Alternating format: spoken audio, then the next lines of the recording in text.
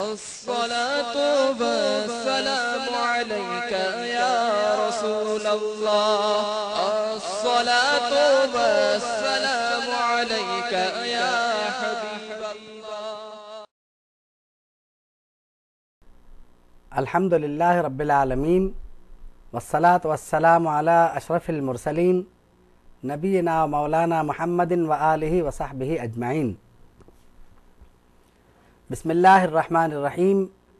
قال رسول الله صلى الله عليه وسلم إنما بعثت لأتمم مكارم الأخلاق. صدق رسول اللہ صلی اللہ علیہ وسلم. تلاوت کردہ حدیث شریف سلیمان ندوی کی سیرت النبی کے 6 جلد سے لی گئی ہے، اور اس میں اس حدیث شریف کے بارے میں یہ کہا گیا ہے کہ یہ حدیث یعنی امام بہیقی اور امام احمد کی روایت سے وارد ہے. حدیث شریف آپ نے بہرحال سن رکھی ہوگی، وَإِسْتُ لِأُتَمِّمَ مَكَارِمَ الْأَخْلَاقِ، میں مکارم اخلاق کی تکمیل کے لیے بھیجا گیا ہوں، انہیں تمام کرنے کے لیے بھیجا گیا ہوں. یہ حدیث شریف جو تلاوت کی گئی ہے یہ اسی حدیث میں اضافے کے ساتھ ہے، اور اس میں حصر ہے کہ میں بھیجا ہی اس لیے گیا ہوں کہ مکارم اخلاق کی تکمیل کروں. اب سوال یہ کہ ایسا کیوں؟ اخلاق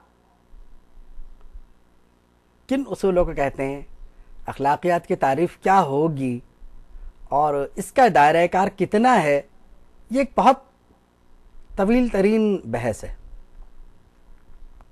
اور ایک نشست میں ایسی جامع ترین گفتگو کرنا جس میں یہ ساری باتیں آ جائیں کم سے کم ممکن نہیں ہو سکتا، کیونکہ کاغذ پہ بھی آپ لکھنے جائیں گے تو صفحات کے صفحات آ جائیں گے.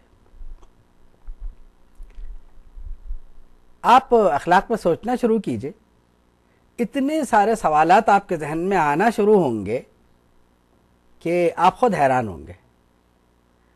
اور اخلاق ایک ایسا موضوع ہے کہ ہر ذہن رکھنے والا انسان، یعنی جتنا زیادہ پڑھا لکھا ہو وہ بھی، اور کم پڑھا لکھا ہو وہ بھی،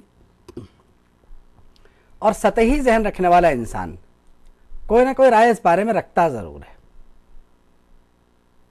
کہ اخلاق یہ کیا چیز ہے. ہر انسان اسے اپنے حساب سے سوچتا ہے. اس کا مطلب یہ ہوا کہ اخلاق کا پیمانہ لامحدود ہے، اور چونکہ ہر شخص اس کے بارے میں سوچتا ہے اور کوئی نہ کوئی اپنی رائے رکھتا ہے، لہٰذا یہ کوئی بڑے کمال کی چیز ہے. اب مسئلہ یہ ہے کہ ایک ایسا موضوع جس کا تصور ہر ایک کے ذہن میں کچھ نہ کچھ ہے، اس کے لیے انبیاء کرام کو بھیجنے کی ضرورت کیا رہ گئی؟ کیونکہ اخلاق ان اصولوں کا مجموعہ ہے جن کو اچھے معاشرے اور ہر مذہب کہیں نہ کہیں کیا بلکہ اکثر اوقات تسلیم ہی کر لیتے ہیں، اس سے انکار نہیں کرتے. تو پھر کیا ضرورت رہ گئی؟ بات یہ ہے کہ انبیاء کرام نے تشریف لا کر جو کام کیا وہ یہ ہے کہ اخلاق کو ایک باقاعدہ حیثیت دے دی. اب یہ بات اپنی جگہ ہے کہ کچھ جگہوں پر کچھ باتیں اخلاقی ہیں اور کچھ جگہوں پر وہ باتیں اخلاقی نہیں ہیں، یہ بھی ایک معاملہ ہے. اور پھر ایسا بھی ہوا ہے، اخلاقی تصورات میں ٹکراؤ اس وقت بھی ہوا جب ہم نے اخلاقیات کی غلط تشریح کرنے کی کوشش کی. کیونکہ اگر ایک مذہب میں اخلاق کا ایک اصول موجود ہے تو دوسرے میں بھی وہی اصول ہوگا، کیونکہ مذہب کا ایک تعلق فطرت سے ہے، اور فطری معاملات عام طور پر یکساں ہی ہوتے ہیں. آپ دیکھیے کہ بنیادی طور پر ہر مذہب کی بنیادی تعلیم ایک ہی رہی ہے، بہت زیادہ فرق نہیں رہا اس میں. جب یہ بات ہمارے سمجھ میں آ گئی تو اب یہ بات بھی سمجھ میں آ جانی چاہیے کہ اخلاقی اصول بھی پھر ایک ہی رہے ہوں گے،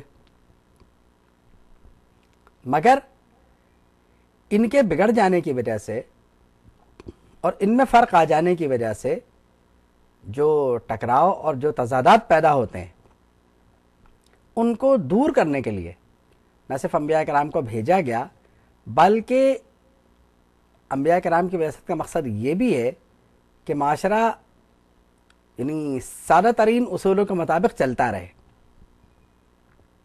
پھر اخلاقیات کی وہاں بھی دھجیاں اڑ جاتی ہیں جہاں ہم اپنی خواہشات کے تحت سارا کچھ کرنا چاہتے ہیں. بات یہ ہے کہ ایک بات ذہن میں رہے کہ اخلاق بہرحال ایک ایسی شے ہے جو مذہب کے تابع ہے اور مذہب سے آزاد نہیں ہے، کیونکہ مذہب یہ تو حضرت آدم جب زمین پہ تشریف لائے تو ان کے ساتھ ہی آ چکا تھا. اس کا مطلب کہ اخلاقیات بھی آنی شروع ہو گئی، کیونکہ حضرت آدم نے یقیناً اخلاقی تعلیم دی. تو اب دنیا میں اگر یہ سوال پیدا ہو کہ پہلے کیا چیز آئی،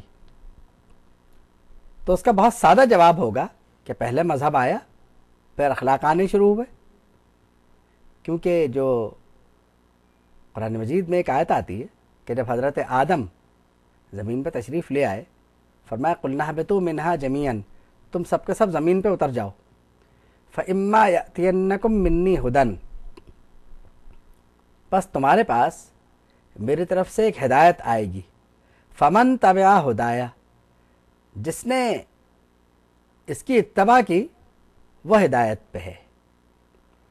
تو اب یعنی جنت سے زمین پر تشریف آوری کے بعد حضرت آدم علیہ السلام سے یہ فرمایا گیا کہ اپنی اولاد کو بتا دیں کہ ان کے پاس ایک ضابطہ آئے گا، ایک ہدایت آئے گی، اس کی پیروی میں نجات ہے.